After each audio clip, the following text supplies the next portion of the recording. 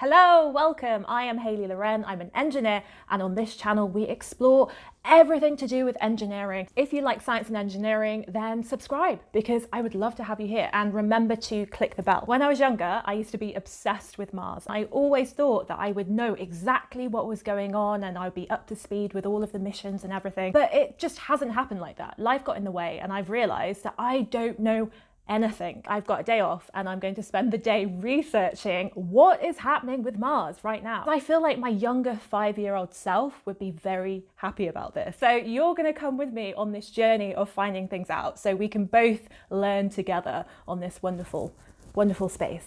I just want to show you that I'm still slightly obsessed with Mars because I've got artwork on my wall. I walk past it every day and I thought, I don't know what is happening right now with Mars. This is terrible. I need to find out about the missions. This is why we're doing this today. You might have already watched this yourself, but last night NASA's Perseverance rover was launched into space. Let's watch it together, and I'm pretty excited about this. And liftoff. As the countdown to Mars continues, the perseverance of humanity launching the next generation of robotic explorers to the Red Planet. Okay, so I always get really quite emotional at stuff like this because this is engineering at its extreme. I've just been reading and there's something really funny. It's talking about the difference between Perseverance and previous missions that have happened. And actually Perseverance has used leftover parts from the Curiosity rover. And I just think that that is really brilliant engineering, because the thing about engineering is that it's not just always doing the most expensive fancy thing that you can. That even in a robot going to Mars, that they're essentially using leftovers. And I just think that that is brilliant.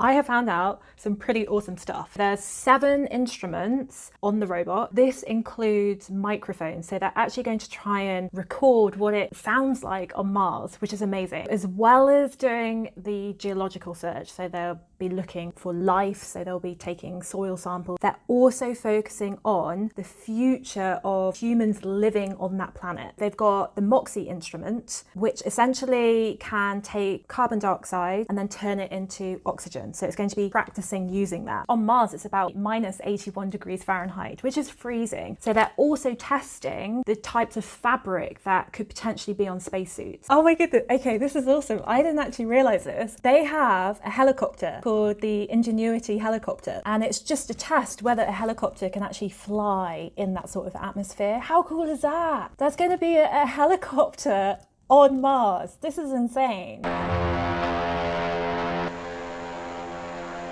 It's even said here that it's going to be used as scouting for humans that are there. So when the first humans actually arrive on Mars, then they can use a helicopter to fly in front of them and give high definition footage. Because if you think about it, they're going to be alone. They're on a planet, there's nobody else there, and they're going to need all the information that they get.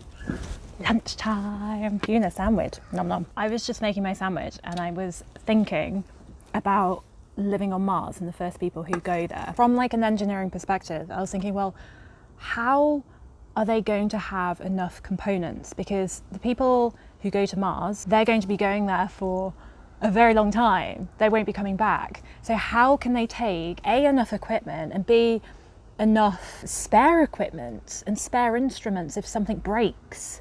I mean, they need to design all of this equipment to last for a really long time and to be able to even carry everything that they need over there. I mean, it's not like if you just forget your toothbrush or something when you go on holiday. There's so much that you need to think about and so much risk involved with the people who are actually going there.